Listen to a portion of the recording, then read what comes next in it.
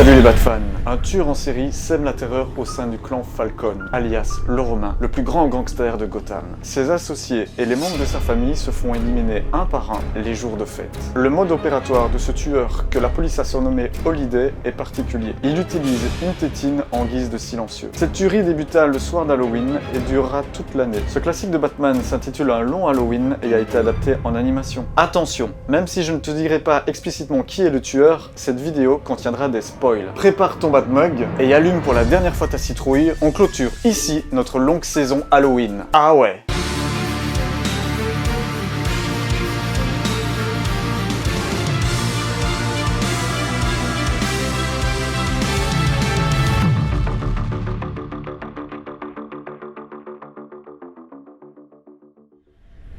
Dans l'ensemble, les auteurs du film ont été très respectueux de l'œuvre originale. Je l'ai pensé dès le début, dès la vision du générique. Ils ont gardé les dessins du comics, et à droite, une ligne parcourt l'écran. On comprendra plus tard qu'il s'agit du sigle de Batman qui est dessiné à la craie. Le tout sur une musique lourde qui change des sonorités habituelles. Un début très prometteur, et j'étais très excité. Les auteurs du film ne reprendront pas les dessins de Tim Sale, et c'est peut-être mieux ainsi car ils sont quand même très particuliers. Les auteurs du film ont quand même gardé la version dark de Bruce avec ses yeux noircis. L'adaptation est donc selon moi réussi. Certes, il y a de légers changements, mais dans l'ensemble, l'ambiance n'a pas été dénaturée. Les scènes sur le toit du commissariat en témoignent, l'atmosphère est toujours là. Quelques libertés ont été prises, je suis fan de la plupart, excepté l'une d'entre elles qui me laisse un peu sceptique. Commençons par la scène du milliard, planquée par le clan Falcone. Harvey Dent hésite à le brûler, Batman lui propose de tirer à pile ou face. Il lui confie une pièce. Plus tard, Harvey se rendra compte que la pièce était en fait truquée, elle avait deux côtés face. Cette pièce, Bruce l'a reçue quand il était petit, de Falcone en personne. Et c'est quand même super ironique quand on y pense, puisque c'est cette même pièce qui sera le fétiche de double face par la suite. Cette pièce qui lui a donc finalement été donnée par Falcone, son ennemi juré. C'est une géniale invention du film qui rend la destinée de Harvey Dent encore plus dark. Ensuite, j'ai été conquis par tous les entretiens entre Batman et Julian Day. Ces scènes font inévitablement penser au Silence des Agneaux, à Hannibal Lecter et à Clarisse. Julian Day a l'air de tout savoir, mais son discours ne sera pas le même que dans le comics. En effet, rapidement, il dira que Holiday est une femme. Il n'en fera pas du tout mention dans le film. Pour celui qui a lu la BD, regarder le film est un exercice particulier car on se demande tout le long si DC n'aurait pas à nouveau changé l'issue d'une histoire, comme il l'avait déjà fait précédemment. L'évasion du Joker est beaucoup mieux rendue dans le film. Dans le comics, ça ne sera jamais expliqué. Le film nous propose la version suivante. Julian Day est évidemment au courant de tout et c'est lui qui va en informer Batman. Je n'ai pas été déçu de toute la séquence du Joker, mais son passage dans la maison de Dent était beaucoup plus sombre et beaucoup plus effrayant dans le comics.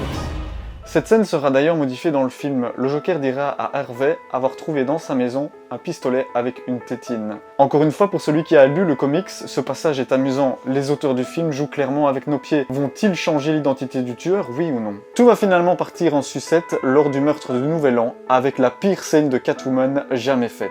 Selina Kane est en pleine discussion avec le fils de Falcone lorsque Batman surgit. Surprise, elle s'écrira « Bruce !» Elle vient donc de dévoiler en public l'identité secrète de Batman. Jamais dans le comics elle ne fera une chose pareille. Elle le saura des années plus tard dans l'album Batman Silence. Tu comprendras donc que ce film prend une toute autre direction par rapport au DC Cinématographique Univers. C'est un pari osé, surtout que la première partie se conclut là-dessus. Sinon, avant de mater la partie 2, sache qu'il y a une scène post-générique avec Poison Ivy qui est assez sympathique.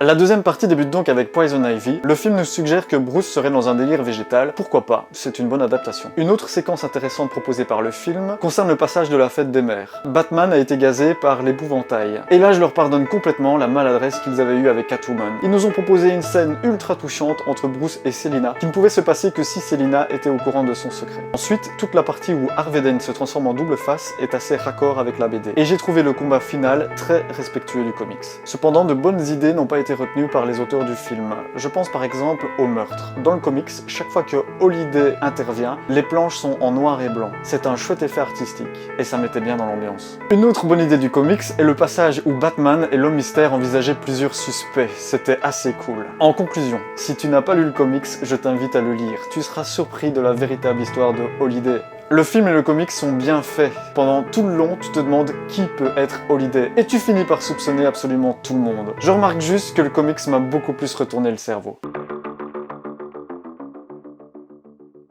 Ainsi s'achève notre longue saison Halloween. Ça faisait un moment que je voulais la faire sur la chaîne. J'espère que je t'ai donné l'idée de lire quelques bas de lecture effrayantes, ou d'en relire si tu les connaissais déjà. Tu auras certainement remarqué l'arrivée d'un nouveau format sur la chaîne, Dragon Review. Il s'agit ici d'une collaboration avec le comic shop Dragon Comics situé à Liège. Si jamais tu passes par là, n'hésite pas à y faire un tour et peut-être même qu'on s'y verra. Plus que jamais, vite ta Batlive à fond.